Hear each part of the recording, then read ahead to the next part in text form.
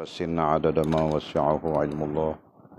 اللهم صل وسلم وبارك على سيدنا محمد وعلى آله وصحبه في كل لمحة ونفس عدد ما وسعه علم الله. اللهم صل وسلم وبارك على سيدنا محمد وعلى آله وصحبه في كل لمحة ونفس عدد ما وسعه علم الله. بسم الله ما شاء الله، بسم الله ما شاء الله، بسم الله ما شاء الله، وما لم يشاء لم يكن. لا حول ولا قوة إلا بالله العلي العظيم. لا حول ولا قوة إلا بالله العلي العظيم. لا حول ولا قوة إلا بالله العلي العظيم. اللهم ارحمنا بالقرآن واجعله لنا إماما ونورا وهدى ورحمة. اللهم ذكرنا منهما نسينا، علمنا منهما جهلنا، وارزقنا تلاوته أناء الليل وأطراف النهار، واجعله لنا حجة يا رب العالمين. اللهم افتح لنا فتوح العارفين، وارزقنا فهم النبيين، واجعلنا من عبادك الصالحين والمتقين يا رب العالمين. بسم الله الرحمن الرحيم. قال مصنف رحمه الله تعالى: نفعنا الله بعلومه وبكتابه في الدارين، اللهم آمين يا رب العالمين. وبعد قال: jika kamu kata kamu itu hamba, maka saya hendak bertanya kepadamu, adakah kamu salahkan Tuanmu sendiri kerana lambat menunaikan permintaanmu dan syakwa sangka tentang kebijaksanaannya dan rahmatnya padamu dan seluruh makhluk, dan syakwa sangka tentang ilmunya yang mengetahui semua perkara? Atau adakah kamu tidak menyalahkan Allah?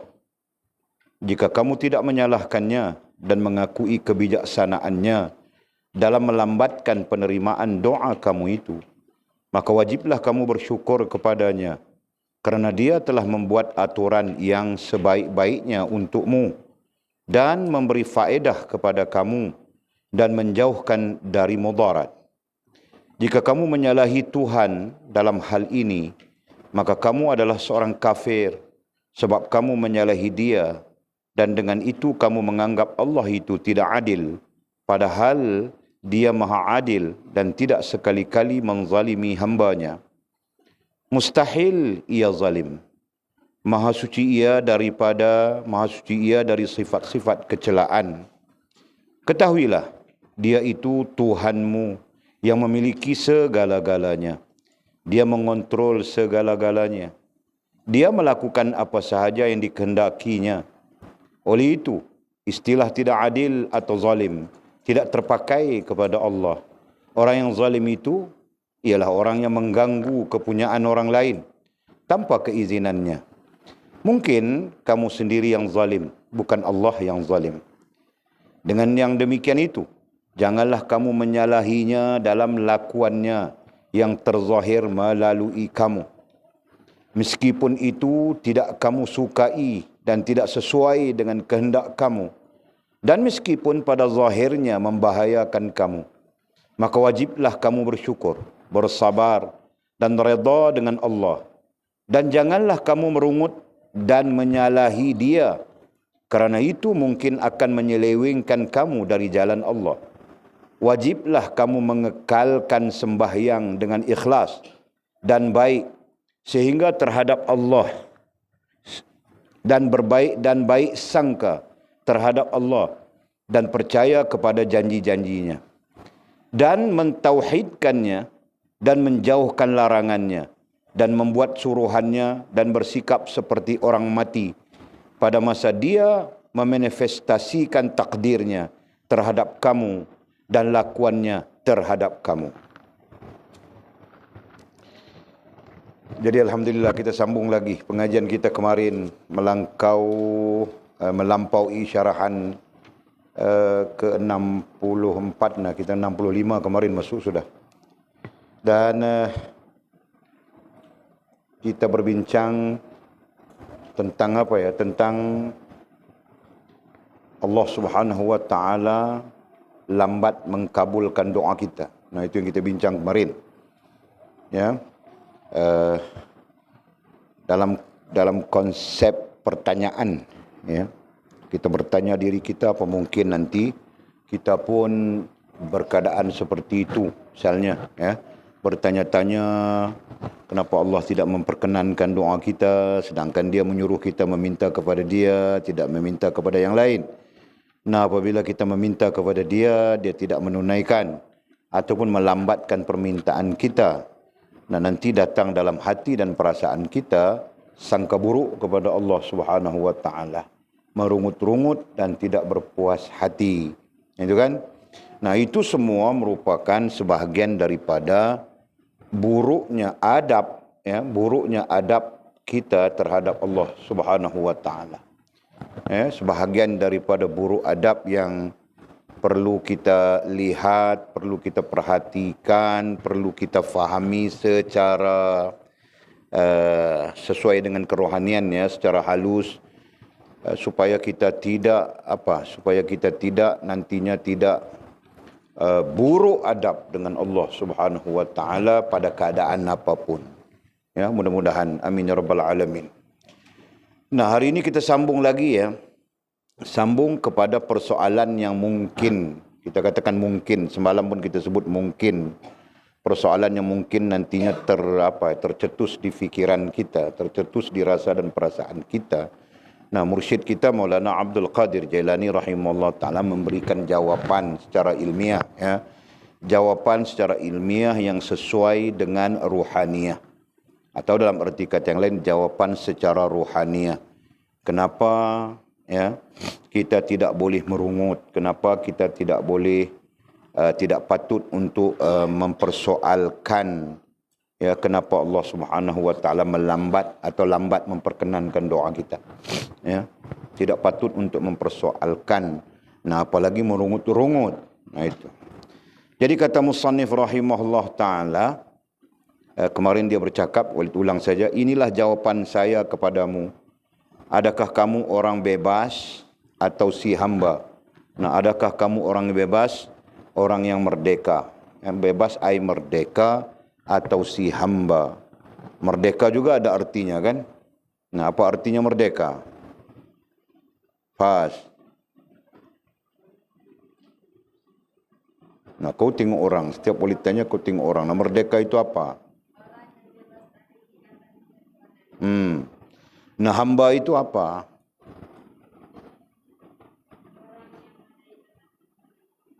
Cakap kasih betul, bah. Orang yang apa? Nah, orang yang ada ikatan, bukan ketuhanan, bah. Ketuanan, tuan-tuan. Hamba berarti dia memiliki tuan. Merdeka berarti dia bebas daripada terikat dengan tuan. Faham tak? Nah, kemudian baru kita apply kepada kita. Tadi majasnya, nah sekarang kita bawa kepada kita. Kita adalah hamba, berterikat dengan Tuhan kita. Siapa Tuhan kita? Allah Subhanahu wa taala. Ini berarti kita dengan Allah tidak akan bebas, tidak akan merdeka selama-lamanya. Nah, itu. Faham tak? Nah, kita tidak boleh memandai-mandai sesuatu yang bercanggah dengan Allah Subhanahu wa taala. Ya, kenapa? Karena kita bukan bebas. Kita adalah hamba Allah. Ya, sampai bila-bila? Sampai bila? Sampai bila-bila? Bila-bila? Bila-bila? Nah, berarti tidak berakhir. Itu kan? Nah, jadi kita adalah hamba Allah Subhanahu wa taala pada kehidupan dunia. Kita juga hamba Allah Subhanahu wa taala pada kehidupan akhirat yang kekal abadi. Jelaskah? Nah, itu. Itu pun kau salah, Fas. Itulah kau. Orang cakap asyik melamun saja. Okey. Jika kamu kata kamu itu orang bebas, nah, jika kamu kata, nah perkataannya di sini kata, teksnya kata, tapi hakikatnya adalah rasa dan perasaanmu. Itu kan? Merasakan apa? Merasakan bebas. Bebas ai merdeka. Merdeka ai tidak terikat dengan ketuanan, begitu kan? Nah, merasa bebas, merasa merdeka, merasa tidak terikat dengan tuan. Siapa? Allah Subhanahu wa taala. Maka itu tanda kamu kafir. Nah, faham tak? Nah, itu tandanya kita kafir kepada Allah Subhanahu wa taala. Kenapa kafirnya? Kerana kita merasakan tidak terikat dengan Allah Subhanahu wa taala. Nah, itu kita bilang sudah kemarin, ini adalah kafir kerohanian, ya. Secara rohaniyah, nah begitu. Jadi berarti rohaniyah juga ada kafir, bukan jasmaniyah saja. Nah, sekarang kita sampai kepada pelajaran langsung ya tentang kafir rohaniyah. Yang sebelum ini kita pun tidak pernah dengar. Betul kan? Rohaniyah kita menjadi kafir. Perlahan-lahan jasmaniyah kita juga akan turut menjadi kafir. Nah, apabila berlaku kafir rohaniyah dan jasmaniyah, maka di sana murtad. Dalam konteks fikihnya dibilang murtad. Dalam konteks tasawufnya dibilang binasa iman, Islam dan ihsan. Dalam konteks usuluddinnya, nah disebut kafir juga. Ya kan? Pahami mi? Okey. Jika kamu kata ai rasa dan perasaan, rasa dan merasakan, nah, begitu. Jika kamu kata ai rasa dan merasakan, kamu itu hamba. Nah, kita rasa dan merasakan yang kita ini adalah hamba. Maka saya hendak bertanya kepadamu. Nah, oleh kerana kamu merasakan kamu adalah hamba, maka saya ai mursyid kita Maulana Abdul Qadir Jailani rahimahullah taala hendak bertanya kepadamu, ai hendak bertanya kepada kita. Nah, jika kita merasakan kita hamba, nah rasa itu betul sudah. Maka mursyid kita bertanya kepada kita. Ya, kita ambil pelajaran daripada pertanyaannya dan ambil pelajaran daripada jawapannya. Nah, katanya, adakah kamu salahkan tuanmu sendiri? Apakah kamu salahkan tuanmu sendiri karena lambat menunaikan permintaanmu? Ya, apakah kita menyalahkan Tuhan kita sendiri, yaitu Allah Subhanahu wa taala? Ya, kerana apa? Kerana lambat menunaikan permintaan kita. Nah, oleh kerana dia lambat menunaikan permintaan kita, nah kita salahkan dia. Kita tidak redha kepadanya. Kita merungut-rungut. Kita tidak berpuas hati kepadanya. Ya. Dan syakwa sangka ai buruk sangka. Dan syakwa sangka ai buruk sangka kepada Allah Subhanahu wa taala, Tuhan kita itu, ya, kepada Tuhan kita ai Allah Subhanahu wa taala, tentang kebijaksanaannya dan rahmatnya padamu. Nah, ya, kita tidak berpuas hati, lalu kita berburuk sangka kepada Tuhan kita, yaitu Allah Subhanahu wa taala. Dan buruk sangka kita itu berkaitan dengan kebijaksanaannya. Ya, buruk sangka itu berkaitan dengan kebijaksanaannya. Maha suci Allah Subhanahu wa taala daripada sebarang kecelaan, kelemahan, termasuk kebijaksanaannya. Allah Subhanahu wa taala maha bijaksana. Maha berarti tidak ada lagi perbandingan, tidak ada lagi persamaan selama-lamanya dengan makhluk. Jelaskah? Nah, maha bijaksana, kebijaksanaannya tidak boleh diragui oleh kita, apalagi bersangka buruk kepada kebijaksanaannya Allah Subhanahu wa taala. Ya, dalam konteks ilmu tauhid, buruk sangka kepada kebijaksanaan Allah Subhanahu wa taala membatalkan iman kita, membatalkan keyakinan kita terhadap ilmu Allah Subhanahu wa taala. Ta'alluq ilmu dipanggil. Nanti kamu orang belajar dalam usuluddin. Ya. Dipanggil ta'alluq ilmu. Qudrat di bawah ta'alluq ilmu. Iradat di bawah ta'alluq ilmu. Dan banyak lagi sifat-sifat yang di bawah ta'alluq ilmu. Dan ilmu itu menggambarkan kebijaksanaan Allah Subhanahu wa taala. Maka sebab itu kita bilang kebijaksanaan Allah Subhanahu wa taala maha sempurna. Gitu kan? Yang bodoh itu kita. Kenapa? Karena kita mempunyai kelemahan. Kita bersifat dengan sifat kelemahan. Maka tiap yang lemah itu mempunyai kelemahan di sebaliknya. Maka antara kelemahan kita adalah kebodohan. Walaupun kita pandai, dalam pandai ada kebodohannya. Gitu kan? Jelaskah? Nah, tapi pada Allah SWT kebijaksanaan, dalam kebijaksanaan itu ada maha kebijaksanaan padanya. Jelaskah? Nah, jadi Apabila kita berkeadaan ragu, berkeadaan syak wa sangka, berkeadaan tidak berpuas hati kepada Allah, datang merungut-rungut dan sebagainya, nah itu antaranya tanda kita syak wa sangka, ai buruk sangka kepada kebijaksanaan Allah Subhanahu wa taala dan buruk sangka kepada rahmat-Nya. Ya kan? Kita juga berburuk sangka kepada rahmat Allah Subhanahu wa taala. Rahmat ini sebagian ulama mengatakan terkait dengan layanan. Ya. Kerana dia lambat memperkenankan doa kita, nah kita mengaitkan Allah tidak melayan kita, Allah melayan kita tidak bagus dan sebagainya. Nah, bila kita menyebut terkait dengan layanan Allah, kita belajar sudah layanan Allah ada 3 bentuknya. Bentuk Rahmannya, bentuk Rahimnya, bentuk Latifnya, gitu kan? Nah, adapun layanan Allah Subhanahu wa taala dalam bentuk Rahman, nah di sana apa yang berlaku? Melambatkan, ya, berlaku menangguhkan doa, menangguhkan permintaan kita. Faham tak? Ketika Allah Subhanahu wa taala melayan kita dengan Ar-Rahim, nah di sana mungkin mudah, mungkin payah. Nah, ketika Allah Subhanahu wa taala melayan kita dengan Latif, nah di sana tidak ada yang mudah, tidak ada yang payah. Faham tak? Nah itu. Okey. Katanya, balik kepada persoalan, adakah kamu salahkan Tuanmu, ai Allah Subhanahu wa taala sendiri? Tuanmu ai Allah Subhanahu wa taala, ya, kerana lambat menunaikan permintaanmu. Dan syak wa sangka, ai buruk sangka kamu kepada Tuanmu tentang kebijaksanaannya dan rahmatnya padamu dan seluruh makhluk.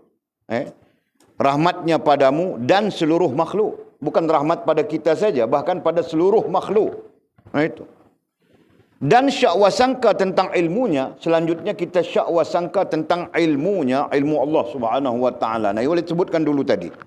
Ya, kebijaksanaan itu terkait dengan ilmunya. Boleh sebut sudah tadi, ya. Dibilang ta'luq ilmu. Sebab itu jangan kau pertikaikan qada Allah. Berarti kau meletakkan Allah itu tidak tahu. Kau jangan mempertikaikan qadar Allah. Bermakna kau meletakkan Allah Subhanahu wa taala itu tidak tahu dan lain-lain. Fahamkah? Nah itu. Karena ta'luqnya. Okey. Dan syak wa sangka ai buruk sangkamu tentang ilmunya ai Allah Subhanahu wa taala yang mengetahui semua perkara.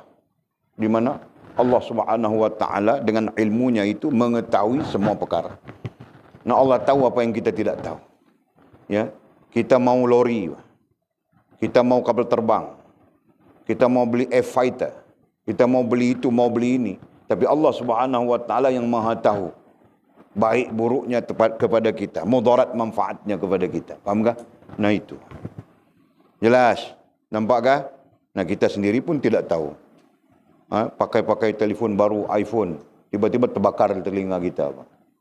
Telinga kita terbakar. Cacat kita. Telinga terbakar. Kenapa telinga terbakar? Kerana telefon itu terlalu panas. Kenapa telefon itu terlalu panas? Nah, cakapnya saja 4 jam, 3 jam. Nyonyet belakang surau sana.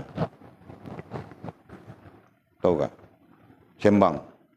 Sembang dengan siapa? Mana aku tahu dia sembang dengan siapa. Nah, terbakar telefonnya. Terbakar telinganya. Dia tidak tahu, tapi Allah yang Maha tahu. Faham tak?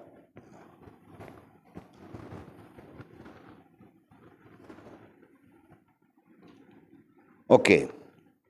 Jadi ini pertanyaannya masih lagi di bawah di bawah pertanyaan Maulana Mursyid kita.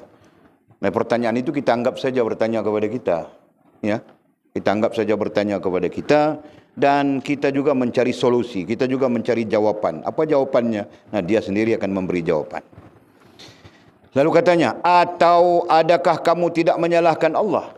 Nah, tadi poinnya adalah kita menyalahkan Allah, kita merungut dan sebagainya. Nah, jawapannya ada dalam pertanyaan itu. Seolah-olah patutkah kau menyalahkan Allah Subhanahu wa taala yang Maha mengetahui, yang Maha bijaksana, gitu kan? Yang Maha tahu, yang Maha berilmu, sedangkan kita tidak tahu, patutkah kau menyalahkan dia, gitu kan? Nah, secara ringkasnya begitu. Jadi terjawab sudah. Kau mau jawab apa, Mizi? Tidak patut kan? Kita semua akan menjawab, nah sesungguhnya tidak patut. Kenapa? Kerana Allah Subhanahu wa taala itu maha bijaksana, maha ilmu, maha tahu dan segala-galanya yang kita kaitkan dengan maha. Jadi kalau sudah dia bersifat maha begitu, tidak patut kita menyalahkan dia, begitu kan? Tidak patut kita merungut-rungut, tidak patut kita tidak redha dengannya. Nah begitu, paham? Nah ini merungut-rungut saja. Kenapa, mengapa, kenapa, mengapa. Mudah-mudahan Allah mengampunkan kita apa yang kita tidak tahu. Ya, Walid pun merungut juga. Merungut, kenapa kamu orang ini payah sangat? Kenapa kamu orang ini payah sangat? Degil begitu, degil begini, tidak mau dengar cakap. Merungut juga, Pak. Rupa-rupanya malam ini dapat pelajaran. Masya Allah, Allah yang maha tahu, Pak. Walid sendiri pun tidak tahu. Mana tahu, 2 tahun kemudian bangkit jadi waliullah. Kan? Nah, Walid salah sudah merungut-rungut, bangkil ni cakap tidak betul. Kan? Suruh buat lain, dia buat lain. Kasih rusak kita punya water jet kita, mesin kita. Orang guna mesin itu untuk cuci kereta kah, basuh lantai kah, dia guna untuk basuh baju. Kan? Akhirnya rusak semua. Jadi rupa-rupanya jangan merungut. Allah yang maha tahu. Kan? Allah ya Allah. Okey. Nah, sekarang poin yang kedua. Atau adakah kamu tidak menyalahkan Allah? Jadi Syekh Mursyid bertanya kepada kita. Jadi kita mungkin salah satu di antara posisi ini. Menyalahkan Allah. Bentuknya merungut, tidak puas hati, buruk sangka. Ya kan bentuknya. Atau tidak menyalahkan Allah Subhanahu wa taala. Berarti kita tidak merungut, kita redha, ya, kita tidak berburuk sangka. Nah, katanya jika kamu tidak menyalahkannya, jika kita tidak menyalahkan Allah Subhanahu wa taala yang lambat mungkin memperkenankan doa kita dan mengakui kebijaksanaannya dalam masa yang sama, apabila kita redha dengan Allah, tidak menyalahkannya, berarti kita mengakui kebijaksanaannya, ya, dalam melambatkan penerimaan doa kamu itu, maka wajiblah kamu bersyukur kepadanya. Nah, justru itu yang patut kepada kita adalah syukur. Ya.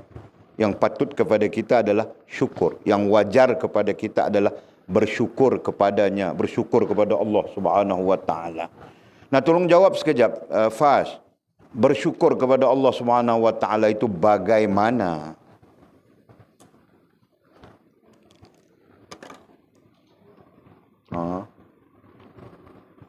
Nah, sekarang kau sendiri, Pak. Bagaimana kau bersyukur kepada Allah Subhanahu wa taala?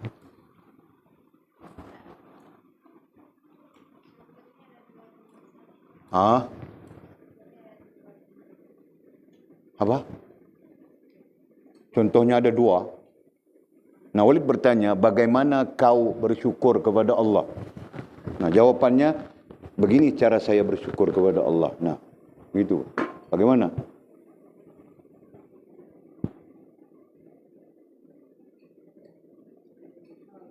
Nah, wajar sudah semua orang kan?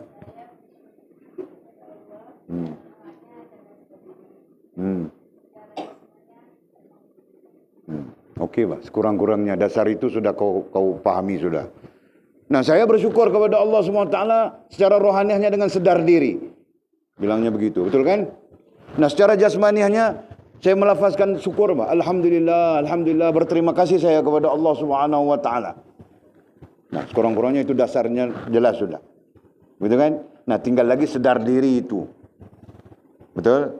Nah, itu yang perlu difahami kan? Nah, ilmu kerohanian mengajarkan itu. Bagaimana sifat sedar diri. Maka Fas ketika dia melafazkan Alhamdulillah, dia penuh sedar bahawa dia adalah hamba Allah Subhanahu wa taala. Sama sekali tidak wajar, sama sekali tidak patut, sama sekali tidak boleh untuk mempertikaikan, merungut terkait kebijaksanaan Allah Subhanahu wa taala yang maha sempurna. Itu kan? Terkait ilmu Allah Subhanahu wa taala yang maha sempurna. Nah, sedar dirimu perlu di situ. Paham enggak? Nah, itu apa maksudnya? Jelas, Fas? Paham, Mizi? Okay. Maka wajiblah kamu bersyukur kepadanya, ay Allah SWT, kepadanya, ya Allah. Kerana dia ai Allah, kerana dia ai Allah telah membuat aturan yang sebaik-baiknya untukmu. Ya, jadi kenapa kita bersyukur? Nah, jadi sebut sudah tadi ya, sedar diri kita melihat kepada Allah yang maha bijaksana telah mengaturkan sebaik-baik aturan untuk kita. Jelaskan? Nah, dengan penuh sedar diri. Ya, ini kita bilang bukan syukur buta. Ya. Nah, kalau syukur buta itu alhamdulillah, alhamdulillah, alhamdulillah saja, dia pun tidak tahu apa. Sebab itu kita tengok artis pun buat maksiat pun alhamdulillah juga. Alhamdulillah malam ini ku menang, itu ku menang ini. Dia pakai baju saja, kita tengok pun geram sudah Mizi kan. Nah, aku kalau lihat artis-artis itu aku mau menikah lagi saja. Betul Pak Mizi? Iya. Kalau aku lihat artis saja, nah aku rasa mau menikah lagi. Kan? Patutkah? Nah, kau buat tadi janji mau kira dengan kau mau cakap dengan mamamu? Mau rekomen gitu bilang tadi?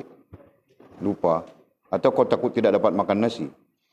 Nah, kau jangan takut, Pak. Kasih tahu saja mamamu. Kau mau rekomen siapa? Ramai. Kau jangan yang umur 50. Kau ni. Okey. Maka wajiblah kamu bersyukur kepadanya kerana dia Allah telah membuat aturan yang sebaik-baiknya untukmu. Fas, kau yakinkah? Ya, Walid tanya ya, kau yakinkah Allah Subhanahu wa taala dia merupakan pencipta. Nah, itu dasar pegangan kita ya. Dia pencipta, pemilik, pentadbir. Ya kan? Nah, dia sudah oleh kerana dia adalah pentadbir, nah dia telah membuat satu aturan yang sebaik-baiknya untukmu. Kau percaya kah? Kau yakin kah itu? Aku tanya kau. Allah Subhanahu wa taala, ini peganganmu juga kan? Kau pegang begitu kah? Allah Subhanahu wa taala itu pencipta, dia pencipta, dia pemilik, dia pentadbir, rububiyah itu. Kau berpegang kah? Nah, kerana dia pentadbir, dia telah mencipta satu, apa bilang di sini ya, aturan yang sebaik-baiknya untuk dirimu. Allah SWT telah mengaturkan satu aturan, mengaturkan boleh saja kan, ataupun mengaturkan satu aturan yang sebaik-baiknya untukmu. Kau yakin ke itu? Betul kah? Betul. Nah, kalau kau yakin itu, kau akan selamat sampai kiamat. Ya. Semua orang, kita akan selamat sampai hari kiamat. Kerana tidak ada yang boleh mengaturkan melainkan Allah Subhanahu wa taala.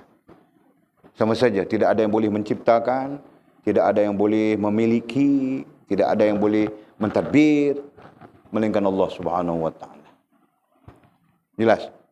Jadi Allah mengaturkan sudah sekian hari kau menikah. Dengan siapa kau menikah? Sekian jam kau beranak. Sekian tahun 20 anak kau. Gitu kan. Allah atur sudah. Kan? Siapa jodohmu? Benggali kapet kah? Siapakah? Semua Allah atur sudah. Bagaimana rezekimu? Kan? Senangnya apa? Payahnya apa yang kau akan lalui? Nah, semua diatur oleh Allah Subhanahu wa taala. Jelaskah? Semua kita begitu. Tinggal kita dalam keadaan-keadaan tidak sedar diri begitu kan. Nah, mengamuk saja kita, tidak puas hati saja kita. Nah, itu keadaan-keadaan kita tidak sedar diri. Faham tak sila? Mengamuk saja, baling itu, baling ini. Kan? Protes itu, protes ini, tidak puas hati begitu, tidak puas hati begini. Nah, itu semua keadaan-keadaan kita tidak sedar diri. Sebab itu bilangnya di sini bersyukur. Ada dua itu, sedar diri satu. Nah, kau mengungkapkan rasa terima kasihmu kepada Allah Subhanahu wa taala. Tetap pengaruhnya adalah sedar diri. Faham tak? Nah. Okey. Dan memberi faedah. Allah yang mengaturkan, membuat aturan yang sebaik-baiknya dan memberi faedah, di mana aturan itu memberi faedah kepada kamu. Aturan itu memberi faedah kepada kita. Kau yakin ke itu, Fahz? Ya? Aturan yang dibuat oleh Allah Subhanahu wa taala itu akan memberi faedah. Sebagian ulama mengatakan akan memberi faedah yang besar kepada kita. Ya? Seperti Allah mengaturkan peraturan yang namanya apa? Yang namanya hudud sebagai contoh. Nah, peraturan ini sebenarnya memberi faedah, memberi manfaat. Faedah ai manfaat. Memberi manfaat yang besar kepada kita. Sama saja Allah mengaturkan peraturan perlu mendirikan solat 5 waktu, perlu berpuasa Ramadan dan sebagainya. Ini merupakan peraturan-peraturan yang diaturkan oleh Allah Subhanahu wa taala dan memberi faedah yang sangat besar kepada kita. Ya, hanya saja kita tidak mengkajinya, tapi ada orang yang mengkajinya.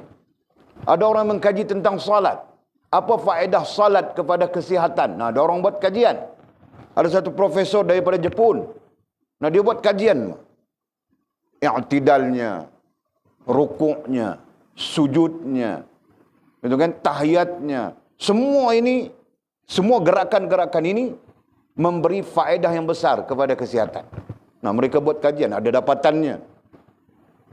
Nah, kita yang orang Islam ni sendiri pun tidak kaji. Tahu bedal saja. Tahu bedal saja. Nah, ketika i'tidal, kata profesor itu adalah satu relaxing yang terbaik. Satu keadaan relax yang terbaik. Allahu Akbar. Nah, kau membaca kah, kau mendengar imam kah? Nah, itu adalah satu keadaan relax yang terbaik. Nah, ahli-ahli psikologi dia kaji itu. Nah, kan? Sebab itu kita dia sarankan jangan tergopoh-gapah dengan solat. Yang kelang kabut bah. Sebab itu kalau mau berak dulu bangkit. Supaya kita tidak kelang kabut dengan solat. Tahu tak? Kalau mau kencing dulu. Bahkan kalau ada makanan, kau makan dulu bah. Sampai begitu bah. Supaya berlaku kepada kita apa yang namanya relax itu tadi. Nah, relax bukan rehat, tahu tak? Relax bukan rehat. Dalam konteks psikologi, relax itu bukan rehat. Relax adalah kau membebaskan, ya, kau punya minda, kau punya rasa dan perasaanmu, dan kau punya anggota badanmu daripada terikat dengan apapun. Nah, itu bebas, kecuali dengan Allah Subhanahu wa taala. Paham enggak? Nah, itu relax. Nah, ketika kau rukuk, dalam kajian mengatakan kau mengalirkan darah sama saja daripada pinggangmu terus ke kepala. Nah, aku mau cerita itu kah? Kamu orang cari sendiri bah.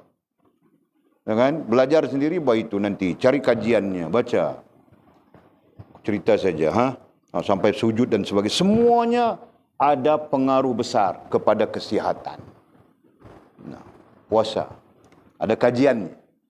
Seorang profesor. Ini puasa, tentang puasa banyak orang Islam juga yang buat kajian. Nah, seorang profesor di Amerika, masuk Islam dia, selepas dia buat kajian. Selepas dia membentangkan kertas kajiannya, dapatannya dalam satu sidang. Nah, kemudian dia dipersoalkan, ditanya, akhirnya dia menjawab. Nah, jawapannya sesuai saja dengan apa yang disebut oleh Al-Quran, apa yang disebut oleh hadis Nabi SAW. Nah, ketika dia menjawab, bilang student yang mendengar, peserta, ini hadis Nabi SAW nomor ini. Nah, ketika dia menyatakan begini, ini ayat Allah Subhanahu wa taala surah ini. Nah, dia terpegun dan akhirnya dia masuk Islam. Tuh kan? Nah, dalam arti kata yang mudah, semua syariat Allah Subhanahu wa taala yang diaturkan kepada kita mempunyai kebaikan, sama ada jasmaniahmu maupun ruhaniahmu. Jelaskah? Nah, apakah kau yakin itu Mimi? Kau yakin tak? Macam mana kau boleh yakin kau tidak tahu? Kau yakin dalam keadaan kau tidak tahu? Bolehkah? Nah, boleh bah. Itu bilang taklid dalam yakin. Boleh, tapi kau perlu belajar ya. Nah, jangan yakin buta. Kali lagi ulang ya, jangan yakin buta. Nah, yakin buta itu selalu terjadi yakin buta. Nah, akhirnya kau tertangkap di Spanyol. Karena bawa dadah. Orang bilang kaldai dadah. Nah, kau jatuh cinta dengan lelaki Spanyol kan? Sebab hidung dia macam but. Nah, kau syok dia. Nah, kau pun cinta buta itu kan? Terkena cinta buta. Dan kau pun yakin buta. Kan? Jadi semua serba buta. Akhirnya kau nanti duduk dalam jail di Spanyol. Faham tak? Jangan bah. Jelas? Okey. Dan katanya, selepas memberi faedah, ya, apa yang Allah aturkan kepada kita itu memberi faedah. Nah, tinggal kita faham dan tidak faham. Nah, kerana tidak faham, mereka tidak yakin. Kerana mereka tidak faham, mereka tidak yakin dan mereka tidak mengikutinya. Justru mereka menderhaka kepada Allah Subhanahu wa taala kemudiannya. Faham tak? Nah, syukur alhamdulillah kerana Allah memberikan kita kefahaman. Sekalipun kita malas saja membuat syariat, membuat apa yang Allah aturkan kepada kita. Ya, malas itu kita akui kan, Mizi kan? Nah, Walid malas saja dari dulu sampai sekarang. 50 lebih sudah umur. Malas juga. Ya. Mau zikir pun malas, mau sembahyang pun malas. Mau apa pun malas saja. Nah, itu kerana dosa-dosa Walid barangkali. Ya. Jadi jangan kamu orang nanti jangan kamu orang sekarang menghimpunkan dosa, nanti susah macam Walid, tahu tak? Nah, sekarang kamu orang bebaskan diri daripada seluruh kotoran-kotoran yang namanya kotoran dosa itu. Bersihkan sebersih-bersihnya. Nah, ringan saja kamu orang membawa syariat Allah SWT. Nah, implikasinya akan memberi kebaikan kepada kamu orang. Faham tak? Nah, okey. Dan menjauhkan dari mudarat. Dan kamu yakinkah? Kamu orang yakinkah bahawa apa yang Allah aturkan kepada kita itu menjauhkan kita daripada kemudaratan? Nah, sebagai contoh, Allah melarang kita minum arak. Ya. Syariat minum arak ini rasanya syariat antara syariat yang lambat. Antara syariat, antara aturan Allah Subhanahu wa taala yang lambat. Kenapa? Karena turunnya di Madinah, mutaakhir sudah. Dalam arti kata yang lain, nah, arak itu diminum oleh masyarakat Arab ketika itu. Ya, jadi sebelum turunnya ayat mengharamkan. Sehingga turunnya ayat mengharamkan, maka Nabi SAW membacakan ayat itu di kalangan penduduk Madinah. Innamal khamru wal maisir wal ansab wal azlam rijsum min amali syaitan. Ya, nanti kita belajar tafsir. Nah, kita akan bacakan ayatnya. Kamu orang bertanggungjawab menjadi surahnya dan mencari asbabun nuzulnya. Nah, ketika mencari asbabun nuzul, nanti kamu orang tahu turun ayat itu kenapa. Sirahnya ada. Kan? Nah, sampai-sampai bila Nabi SAW membaca ayat ini, nah, bilang Allah Subhanahu wa taala telah menurunkan ayat mengharamkan arak. Nah, pulang sahabat-sahabat Nabi ke rumah mereka, pecahkan tempayan-tempayan arak, ya. Arak dibuat dari kurma. Dari apa? Dari pokok kurma. Tuak, bilang tuak. Kan? Tuak tahu ke kamu orang? Ya, minuman yang memabukkan daripada pokok apa? Daripada pokok, dibuat daripada pokok kah, daripada pemeraman apa-apa kah? Itu. Kan? Itu. Nah, Walid pun tidak tahu mau cerita. Kamu orang cari je hal-hal begitu. Nah, jadi pulang mereka ke rumah, pecahkan semua tempayan-tempayan arak itu, pecah. Sampai-sampai suk Madinah. Yang dinamakan suk bagi Madinah itu di belakang Masjid Nabawi sekarang. Sekarang Masjid Nabawi itu masih ya cuma diperbarui gitu kan.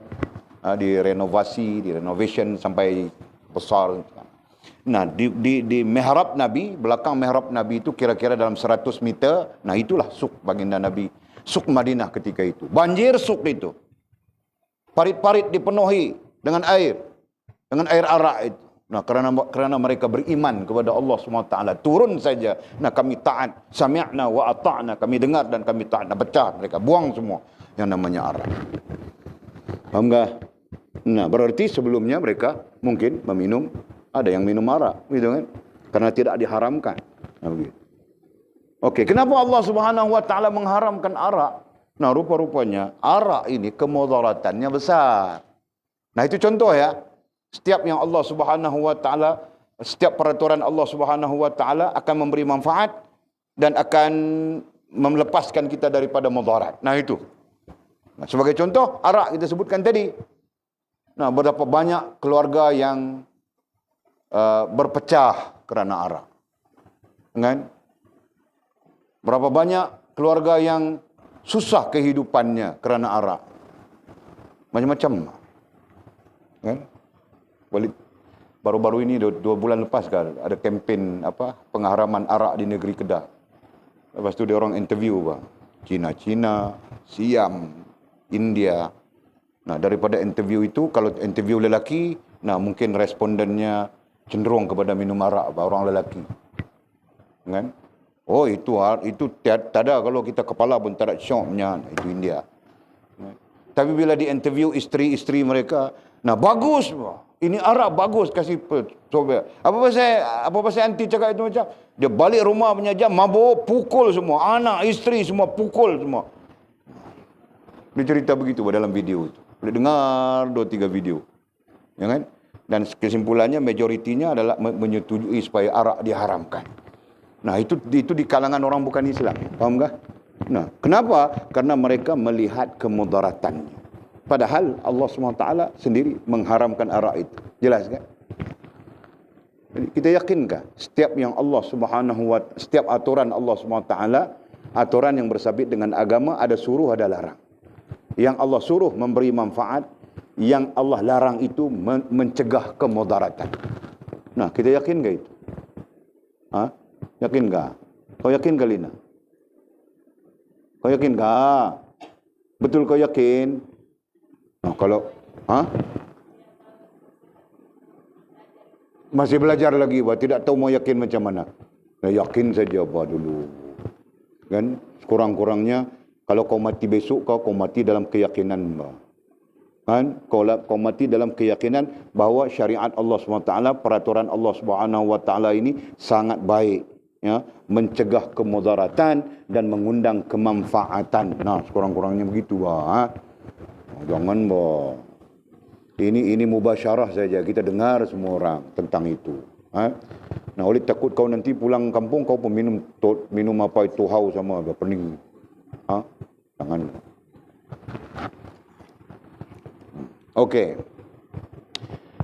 Nah, habis sudah jawapannya. Jika kamu menyalahi Tuhan dalam hal ini. Nah, jika kamu menyalahi Tuhan, menyalahi bercanggah. Nah, sifat bercanggahnya seperti mana yang kita sebutkan tadi. Tidak redha, merungut, syakwa sangka atau sangka buruk kepada Allah Subhanahu wa taala. Nah, itu sifat menyalahi secara rohaniah. Ya. Jika kamu menyalahi Tuhan. Nah, Tuhan itu Tuhan itu ialah Allah Subhanahu wa taala, kan? Jadi tidak perlu kita sebut Tuhan. Allah Subhanahu wa taala yang Maha Agung. Nah, jika kamu menyalahi Allah dalam hal ini, nah ini spesifik ini, hal ini, apa ini? Nah, ini adalah aturan-aturan. Ya. Menyalahi aturan-aturan Allah Subhanahu wa taala dengan rohaniah kita, dengan rasa dan perasaan kita. Nah, begitu. Hal ini. Maka kamu adalah seorang kafir. Maka ketika itu kita menjadi kafir. Nah, itu kita bilang kafir rohaniah. Kenapa kafir? Kerana kita bercanggah dengan Allah Subhanahu wa taala. Allah Subhanahu wa taala yang maha bijaksana, yang maha berilmu, yang maha tahu, yang maha mengaturkan peraturan-peraturan yang memberi manfaat dan menolak mudarat kepada kita. Nah, kerana itu kita menyalahinya, maka kita jadi kafir rohaniyah, kafir secara rohaniah. Hati-hati ya, penggunaan istilah kafir nantinya mungkin melibatkan usuluddin. Nah, pencerahannya tidak sama dengan tasawuf yang sedang kita bincang. Ataupun jadi kafir yang dinisbatkan kepada fiqh. Nah, nanti pencerahannya tidak sama dengan yang kita bincang. Nah, sekarang kita sebut kafir rohaniyah. Nah, pencerahannya perlu dilihat secara tasawuf, yaitu binasa imannya, binasa Islamnya. Nah, itu jawapan itu Walid kasih sudah sebelum awal-awal lagi dalam dasar. Ya. Nah, jadi kafir rohaniah, maka kamu adalah seorang yang kafir. rohaniah. Nah, kafir rohaniah itu bagaimana? Binasa imannya, binasa Islamnya, binasa ihsannya, binasa agamanya pada diri. Jelas kah?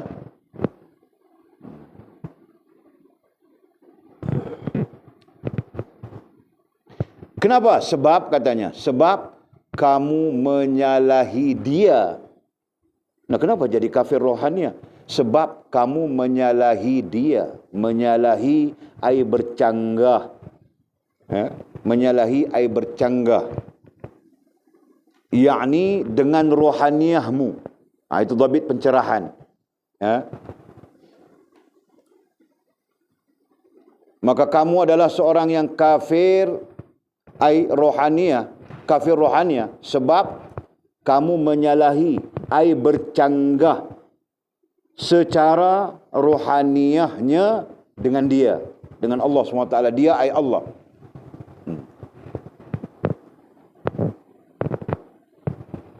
Dan dengan itu kamu menganggap Allah itu tidak adil. Nah, apabila kita menyalahinya, bercanggah dengan dia, dengan sendirinya kita dalam rasa dan perasaan kita akan menganggap Allah itu tidak adil. Nah, itu sebahagian daripada implikasi bercanggah itu tadi.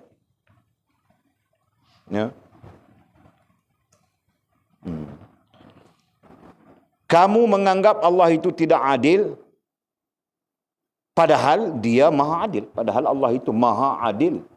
Nah, sebagai apa? Sebagai kesimpulan daripada Allah maha bijaksana, Allah maha tahu, maha berilmu. Kan? Nah, nanti Allah maha adil. Kenapa Allah maha adil? Ta'luk dengan ilmunya. Kan? Nah, tiba-tiba kita bercanggah. Kenapa kita bercanggah? Nah, semestinya kita bercanggah itu kerana dalam rasa dan perasaan kita merasakan Allah tidak adil. Nah, begitu. Allah, ya Allah. Dan tidak sekali-kali menzalimi hamba-hambanya. Dan Allah Subhanahu wa taala tidak sesekali, tidak sama sekali menzalimi hamba-hambanya. Tidak sama sekali. Tidak mungkin Allah menzalimi hambanya. Kalau Al-Quran menyatakan wa ma rabbuka bizulmil lil abid, tidaklah Tuhanmu menzalimi hamba-hambanya. Allah tidak pernah zalim kepada hambanya. Bahkan Allah melayani hambanya dengan kasih, dengan sayang. Kita belajar sudah dengan Rahman, dengan Rahim, dengan Latif. Tingkat-tingkatnya begitu. Allah Subhanahu wa taala tidak menzalimi hambanya. Lalu kezaliman yang terjadi adalah kerana hamba itu sendiri. Nah, berdalilkan dengan zaharal fasadu fil barri wal bahri bima kasabat aydin nas. Nah, itu dalil. Ada dalil-dalil yang banyak menunjukkan bahawa berlaku bala bencana, musibah dan sebagainya adalah kerana manusia itu sendiri. Nah, berlaku nantinya berbagai-bagai bentuk tekanan, kesulitan, kepayahan adalah kerana kita sendiri. Kan? Sejarah telah menunjukkan kepada kita panjang lebar. Orang-orang yang saleh tidak ada kepada mereka kepayahan apapun dalam hidup ini. Yang susah, yang payah itu mak saleh, Pak. Tahu tak? Yang Islam ala-ala mak saleh itu. Yang itu yang susah. Nah, mereka banyak melakukan kesalahan-kesalahan, dosa itu, dosa ini. Nah, mungkin kita, itu kan? Nah, itu yang menjadi beban dalam kehidupan kita, menjadi sulit, menjadi payah dan sebagainya. Jadi sebab itu kita ingatkan, Walid ingatkan diri Walid, walaupun telanjur sudah. Masa berlalu panjang sudah, tinggal sikit lagi masaku. Tapi tetap ku ingatkan diriku, jangan lagi berdosa. Dosa itu menjadi beban. Sepanjang perjalanan hidup kita menjadi beban. Kita akan berdepan dengan kesulitan-kesulitan yang Allah yang maha tahu. Kesulitan-kesulitan itu. Kepayahan itu, kepayahan ini. Dan sampai para ulama mengatakan bukan berdepan dengan kesulitan, kepayahan ketika kita berjalan dalam hidup ini. Bahkan sampai ketika kita mau mati pun.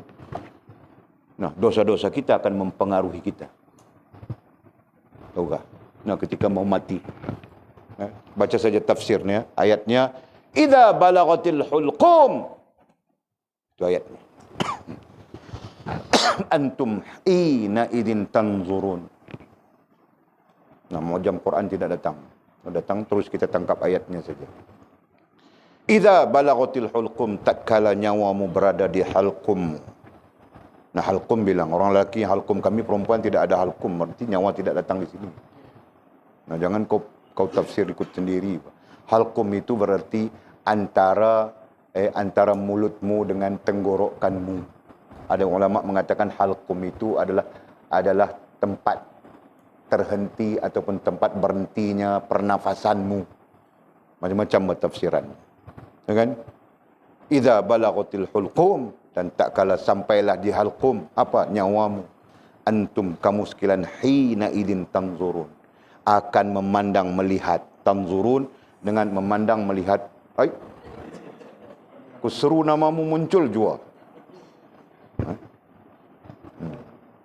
Antum hina idin tanzurun, nah kamu akan memandang. Sebagian ulama mengatakan diberi pandang.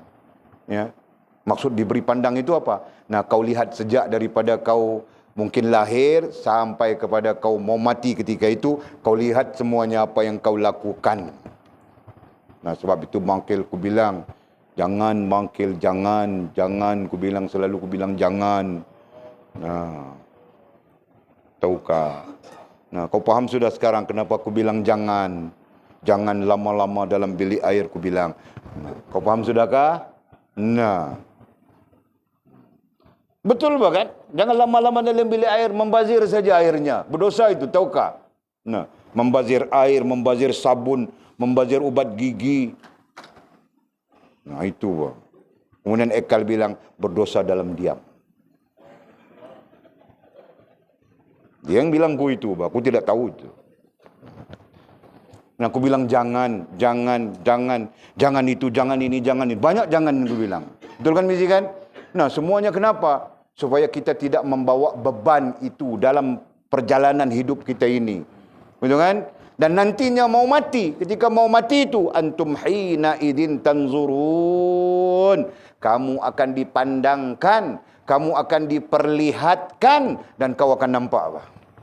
Sekian hari bulan kau bawa Yanti. Sekian masa kau tinggal Yanti itu. Kau kacau si Jenab simpang 3. Kan? Nah, sekian hari bulan kau itu pula, kau ini, Allah, semuanya ditunjuk. Tuh.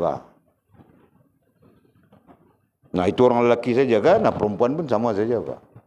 Sekian hari bulan kau song pada si Yasin.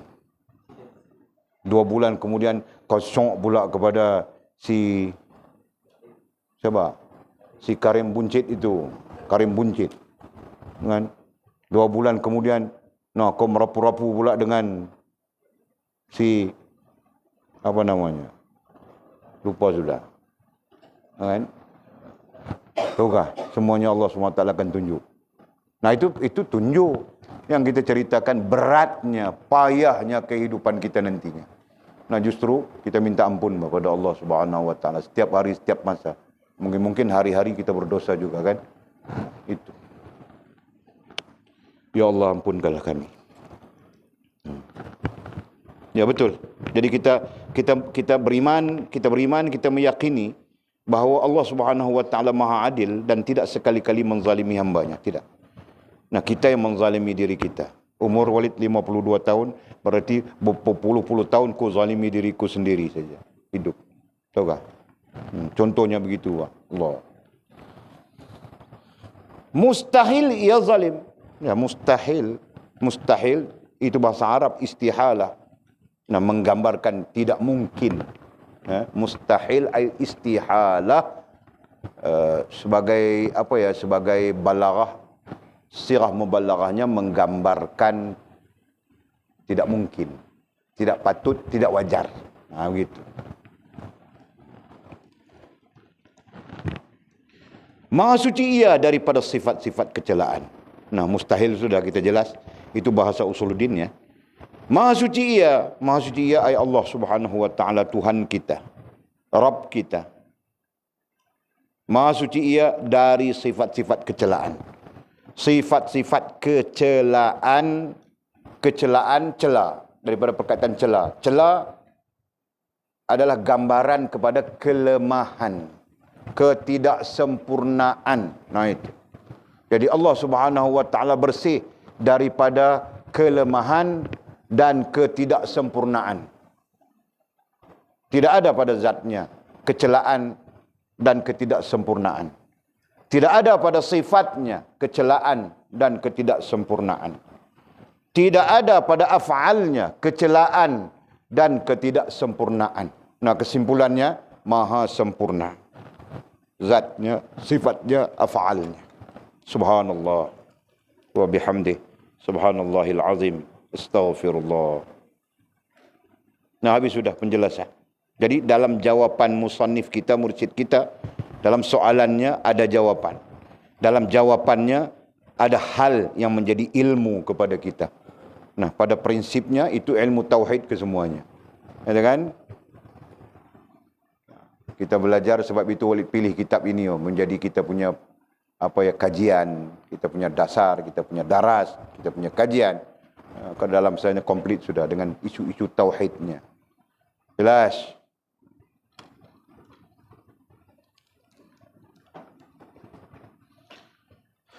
Allah ya Allah. Ketahuilah ai hendaklah engkau mengambil tahu sekalian orang-orang yang beriman, sekalian orang-orang Islam, sekalian murid, sekalian orang-orang yang menuntut ilmu. Ketahuilah ai hendaklah engkau mengambil tahu. Nah, jangan kita sampai tidak tahu. Macam mana kita mau tahu? Macam mana kita mau tahu, Mimi? Nah, belajar, Pak. Kau mau tahu, kau menyanyi di bawah pokok cempedak, sampai bila pun kau tidak tahu. Kau mau tahu, Lina, kau menyanyi di bawah pokok petai sana, sampai bila pun kau tidak tahu. Kau mau tahu, tapi kau menyanyi saja di sana, di padang sana, nah sampai bila pun kau tidak tahu. Nah, mau tahu macam mana? Perlu belajar. Nah, begitu. Nah, sifat belajar pun tahu sudah kan? Sifat belajar antaranya ada soalan, ada pertanyaan, ada jawapan. Nah, itu sifat belajar. Kalau kau nganga sampai lalat masuk kau punya mulut, nah itu bukan belajar namanya. Tahukah? Okey. Ketahuilah dia ai Allah Subhanahu wa taala.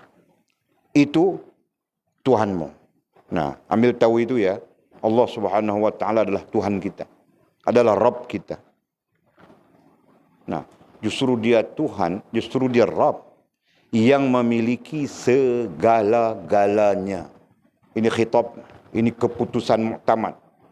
Yang memiliki segala-galanya. Dia memiliki segala-galanya. Nah, segala-galanya itu diukur dari kesempurnaan. Nah, dia memiliki segala-gala kesempurnaan. Ya, kalau diukur dari kesempurnaan. Faham tak? Nah, dia yang maha sempurna. Jadi, lawannya kita hamba. Nah, kita yang tidak sempurna. Betul kan? Nah, kalau dia kuat, kita lemah. Begitu. Tidak mungkin berdiri dua yang kuat. Sama, sekali. Nah, kalau kita pun kuat, dia pun kuat, hari-hari kita lawan. Kan? Padahal kita tidak pernah menang dengan Allah Subhanahu wa taala. Dalilnya, Allah kasih hujan saja, banjir saja, tenggelam Selangor itu. Siapa yang menang daripada Allah Subhanahu wa taala? Kan? Nah, sekarang ni bising-bising sudah. Insurans pun tidak mau kasih klaim. Kan? Insurans pun tidak mau kasih klaim. Bilangnya ini apa? Ini bencana alam. Kan? Bukan accident kah apa kah? Nah, insurans pun tidak mau klaim. Tidak mau kasih klaim. Nah, nampak tak? Jadi Allah memiliki segala-galanya. Itu kita berbincang dari sudut apa ya? Dari sudut sedar diri kita terhadap Allah SWT. Nah, sisi lainnya kita belajar daripada asasul usul kita tentang rububiyah itu sendiri, ya. Tentang rububiyah itu sendiri, bahwa Allah Subhanahu wa taala dialah pencipta, dialah pemilik dan dialah pentadbir. Nah, begitu kan? Kau Walid takut kamu orang antara lain yang Walid bimbang-bimbang, pikir-pikir ini, kamu orang tidak tahu mencantumkan maklumat. Nah, kenapa kamu orang tidak tahu mencantumkan maklumat? Karena kamu orang kanak-kanak kecil yang minum susu. Nah, itu yang Walid bimbang, kamu orang tidak tahu mencantum maklumat, tahu tak? Nah, Walid sampai Walid cantumkan maklumat ini kepada orang, pada kamu orang. Allah, agama, diri. Nanti maklumat itu dicantumkan. Nah, boleh tunjuk sudah. Rububiyah, uluhiyah, dan ubudiyah. Nah, ini bentuk percantuman maklumat. Nah, apabila kita memahami rububiyah, berarti kita memahami Allah Subhanahu wa taala. Apabila kita memahami uluhiyah, berarti kita memahami agama. Apabila kita memahami ubudiyah, berarti kita memahami diri kita sendiri. Nah, itu saja bentuk cantumannya. Kita memahami. Jelas kan? Nah, itu pun mau tunggu Walid cerita dulu. Nah, itu sebab Walid bilang kanak-kanak. Kan? Mau tunggu disuap baru makan. Jika tidak disuap, nah, itu kanak-kanak macam itu susah. Kamu mau jadi kanak-kanak juga, jadilah kanak-kanak Raibina. Nah, tahu mencantumkan maklumat. Nah, nanti kita ajar lagi macam mana mau mencantumkan maklumat. Nah, kamu orang perlu mewarisi apa yang Walid ajarkan. Paling tidak 200%. Walaupun Walid hanya ada 50% saja. Walid ada maklumat 50%. Yang menjadi ilmu mungkin 10% saja. Nah, ini Walid. Tapi kamu orang kena mewarisi maklumat 200%. Nanti menjadi ilmu 100%. Nah, itu bagus. Bolehkah? Bolehkah? Nah, kamu sabar saja. Walid akan bawa orang-orang yang layak untuk mengajar kamu orang. Nanti Walid pun belajar saja, duduk dengar dia belajar. Tapi Walid tidak boleh dalam ini. Walid belajar duduk di rumah. Kalau Walid ada dalam ini, dia pun tidak boleh mengajar. Jadi macam itu mau mengajar macam mana? Tahu tak?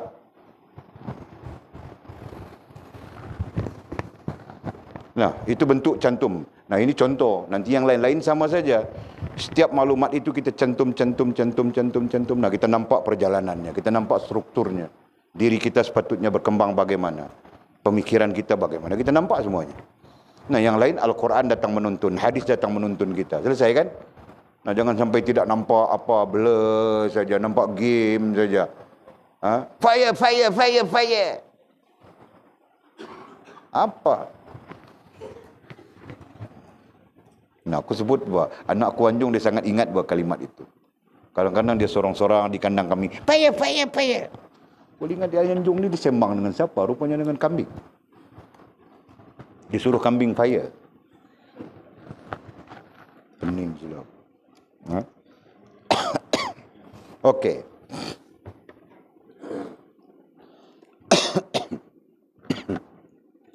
Maha suci ia ai Allah Subhanahu wa taala. Maha suci ia ai Allah dari sifat-sifat kecelaan. Ketahuilah ai hendaklah kau mengambil tahu dia ai Allah Subhanahu wa taala itu Tuhanmu yang memiliki segala-galanya. Nah, kasih lagi gambaran supaya kamu orang tidak blur kan? Memiliki segala-galanya. Nah, ini Allah Subhanahu wa taala kita katakan bukan Allah di sini ya. Ini gambaran saja. Nah, kemudian ini makhluk. Yang kita katakan makhluk, benda, hal dan perkara. Nah, semua kita istilahkan makhluk di sini. Okey? Nah, Allah memiliki semua ini. Ya.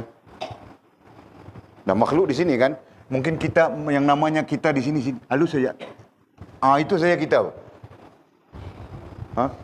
Yang ini malaikat. Yang ini jin. Ya. Kita katakan ini jin. Nah, yang ini manusia apa? Ini kau nampak tak Makil? Nampak? Masih nampak? Nah. Nampak kah? Nampak lagi?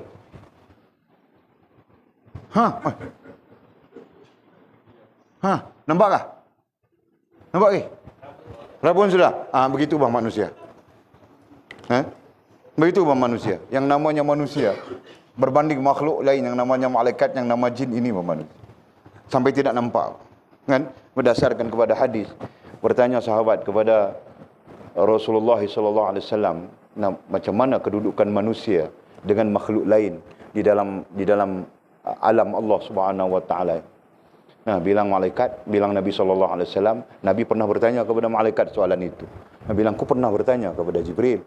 Nah, Jibril memberitahuku begini. Jadi Nabi pun mengatakan kepada sahabat, katanya, kedudukan makhluk, kedudukan manusia di kalangan makhluk Allah SWT di dalam alam ini, seperti semut hitam, seekor semut hitam yang berjalan di malam yang gelap pekat. Nah, manusia itu umpama seekor semut hitam yang berjalan di malam yang gelap pekat. Nah, mau menggambarkan makhluk yang nama manusia itu tidak nampak. Kecil, halus, sikit. Nah, rupa-rupanya yang sikit, kecil, halus, tidak nampak ini menyombong diri dia mengalahkan malaikat. Nah, malaikat pun tidak ada yang menyombong diri terhadap Allah Subhanahu wa taala. Nah, yang namanya manusia di sini ada sedikit daripada jin ini menyombong diri terhadap Allah Subhanahu wa taala. Nah, itu yang perlu difikirkan oleh kita. Fahamkah? Nah, banyak sisi kita boleh pandang sebenarnya. Allah memiliki. Nah, kita bincang sudah, mata kita milik Allah, seluruh tubuh badan kita dari kepala sampai kaki, luar dalam, rohannya, jasmania semuanya milik Allah. Nah, lalu kita ada apa? Apa yang kita ada? Nah, kita pun tidak ada apa kan? Nah, dia juga memiliki dari sudut itu. Nah, kesimpulannya Allah Subhanahu wa taala lah pencipta, pemilik, pentadbir. Jelas? Jadi kita tidak mempunyai tidak mempunyai hujah untuk membantah Allah Subhanahu wa taala dalam keadaan apapun, dalam situasi apapun. Nah, jika berlaku terbantah, nah kita mohon ampun Allah Subhanahu wa taala. Ya. Karena yang terbantah itu adalah nafsu kita yang tidak sedar diri. Kemudian kata musannif, dia mengontrol segalanya. Nah, itu yang boleh disebutkan rububiyah itu tadi. Ya, dia mencipta, dia memiliki, dan dia mengontrol. Nah, mengontrol itu yang kita bilang mentadbir. Gitu kan? Mentadbir. Nanti kita baca lagi daripada kitab-kitab besar. Kita cari hujah. Ya. Kita cari ibarat yang boleh memahamkan kita secara sempurna rububiyah Allah Subhanahu wa taala. Okey. Dia melakukan apa saja yang dikehendakinya. Nah, justru dia pencipta, dia pemilik, dia pentadbir. Nah, dia melakukan, dia ai berhak. Babitnya di sana. Dia ai berhak, dia ai Allah. Berhak.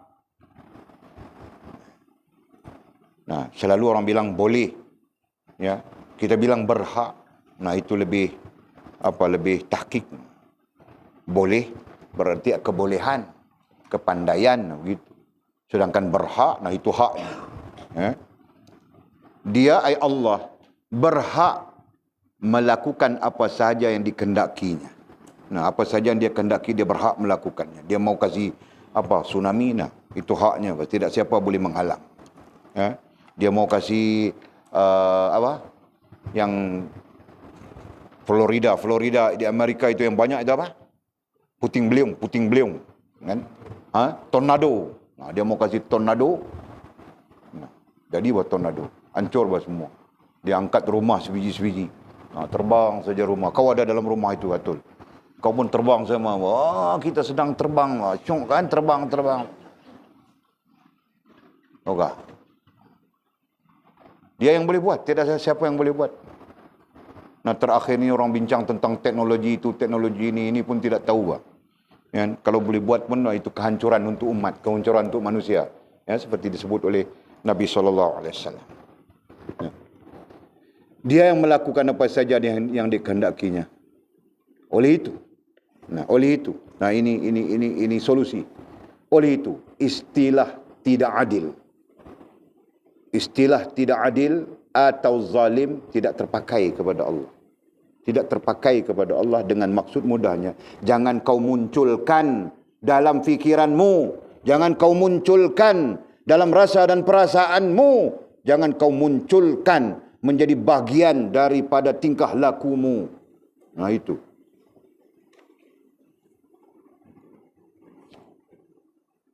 Istilah tidak adil atau zalim tidak terpakai kepada Allah Subhanahu wa taala. Nah, airnya sebagai pencerahan. Nah, oleh itu jangan kita munculkan dalam akal kita terhadap Allah Subhanahu wa taala. Jangan kita munculkan terhadap Allah Subhanahu wa taala dari rasa dan perasaan kita, dari hati atau rasa dan perasaan kita. Dan jangan kita munculkan terhadap Allah Subhanahu wa taala dengan tingkah laku kita. Sesungguhnya Allah Subhanahu wa taala Maha suci daripada sifat-sifat keji ini. Nah begitu. Allah. Orang yang zalim itu, nah ini gambaran majaznya. Orang yang zalim itu ialah orang yang mengganggu kepunyaan orang lain. Nah, yang zalim itu adalah yang mengganggu kepunyaan orang lain. Nah, di sana kita yang mengganggu kepunyaan Allah Subhanahu wa taala. Siapa yang zalim? Nah, kita yang zalim, kita yang mengganggu kepunyaan Allah Subhanahu wa taala dengan cara yang tidak hak, dengan cara yang tidak betul, dengan cara yang tidak syar'i. Nah, ketika itu kita yang zalim. Ya kan? Tanpa keizinannya. Nah, itu dengan cara tidak hak itu. Kita mengganggu hak orang lain. Nah, kita katakan hak orang lain kerana kita bercakap tentang manusia dengan manusia. Nah, kalau kita kait dengan Allah, nah kita mengganggu hak Allah Subhanahu wa taala tanpa keizinannya. Nah, tanpa keizinannya, keizinannya itu terkait manusia, kan? Nah, sebab itu boleh bilang tanpa hak. Nah, banyak ayat, banyak Al-Quran, banyak penghujahan menyebut hak itu, tentang kita membantah Allah SWT tanpa hak. Misalnya kita membantah baginda Nabi, hadis-hadis Nabi SAW tanpa hak.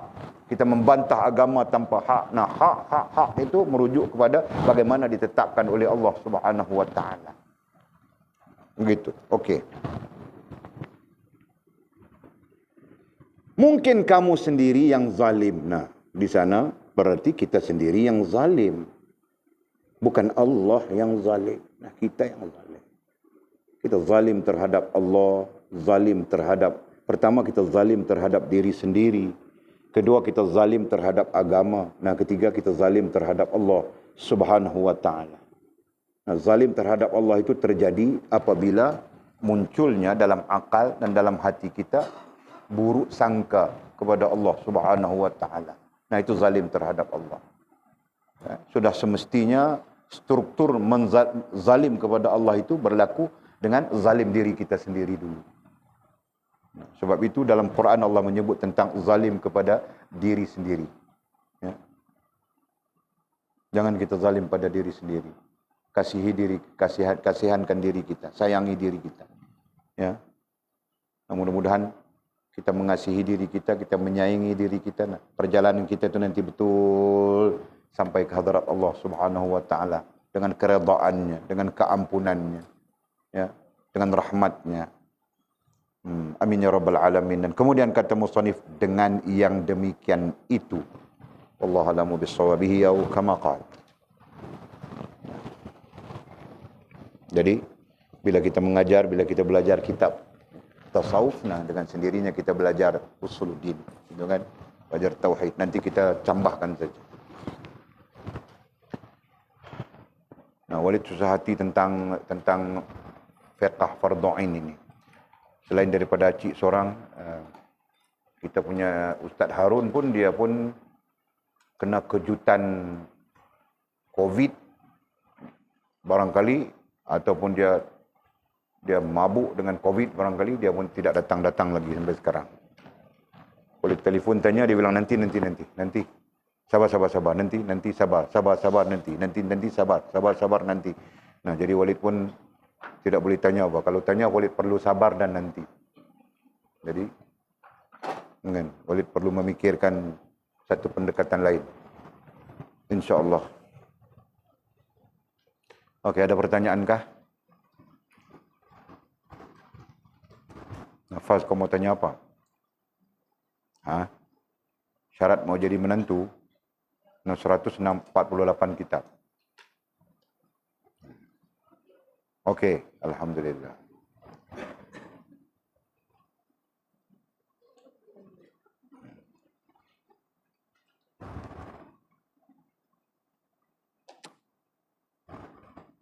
Ada pertanyaan lain? Tidak? Nah, lagi Walid mau, kebetulan Walid teringat ya. Tolong ya. Kalau kamu orang jumpa itu apa, cawan plastik kita yang jatuh di mana-mana pun, jangan kamu orang tinggal ya. Ambil dan bawa pulang. Kita semakin kurang cawan sudah. Nah, untung-untung kerana ada orang kasih kita gelas. Yang biru-biru tu kan. Nah, gelas pun selalu kucing kasih pecah, kucing. Terajangnya. Berarti kucing itu tidak suka gelas kita yang biru-biru itu. Jadi dia terajang. Gelas biru itu pun semakin kurang sudah. Nah, sekarang kita punya cawan plastik pun kurang, kita punya gelas pun kurang. Bukan kita tidak mampu membelinya. Bahkan kalau gelas itu kamu orang mau 3 lori, boleh beli buat 3 lori. Tahukah? Tapi belajarlah untuk tidak membazir. Ya. Belajarlah untuk menjaga hak-hak yang dianugerahkan oleh Allah Subhanahu wa taala kepada kita. Nah, Walid nampak saja di bawah. Walid pun tidak ambil, Walid nampak kerana mau menegur, Walid tidak ambil. Nah, di belakang situ Walid nampak, kadang-kadang nampak di mana-mana bahkan.